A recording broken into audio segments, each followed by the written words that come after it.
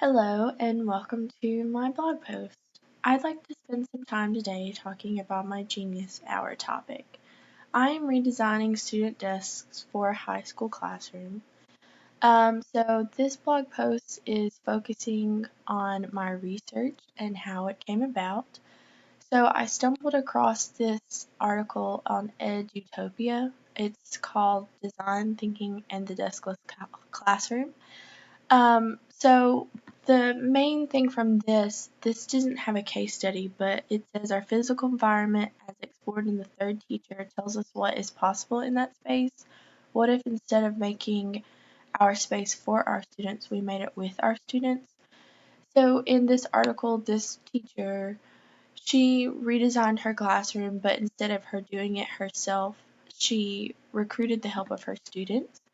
And so they went through this step-by-step process that we learned about in class, and they actually, in redesigning their class, they turned it into a makerspace. And one thing that she did reiterate over and over was having comfortable seating.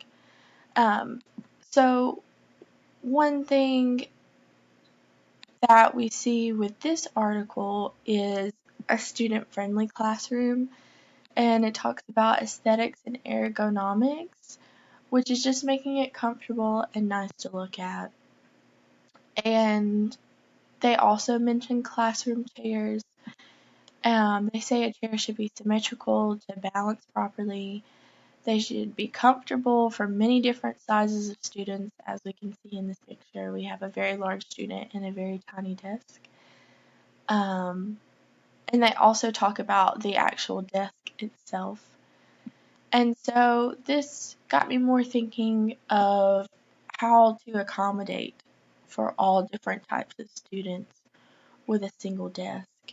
And what I've mainly been inspired by was this Node chair from this brand called Steelcase.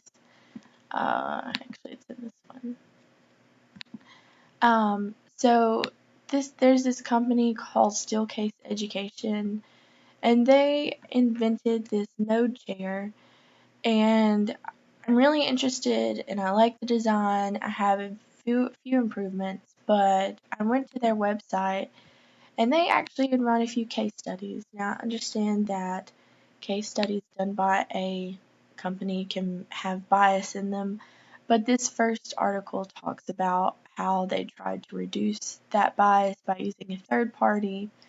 Um, so then I went and looked at this other article, how to positively impact students learning with design.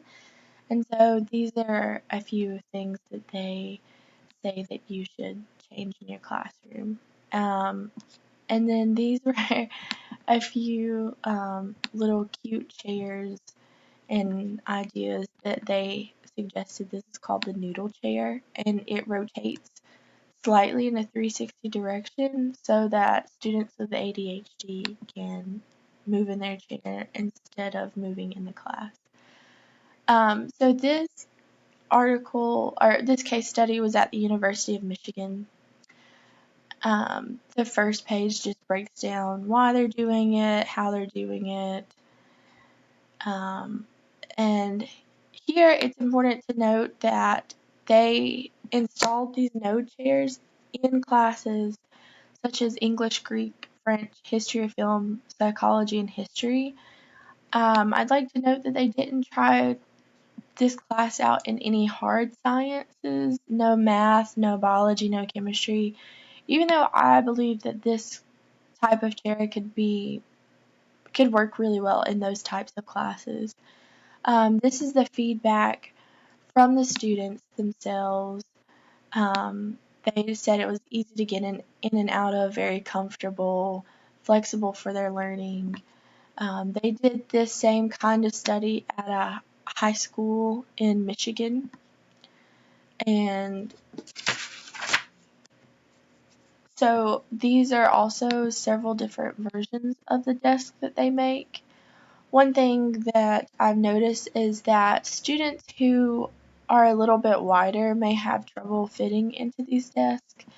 And I'd like for this desk part to have a hydraulic and this desk part as well, so that students who are taller can fit in their desk as comfortably as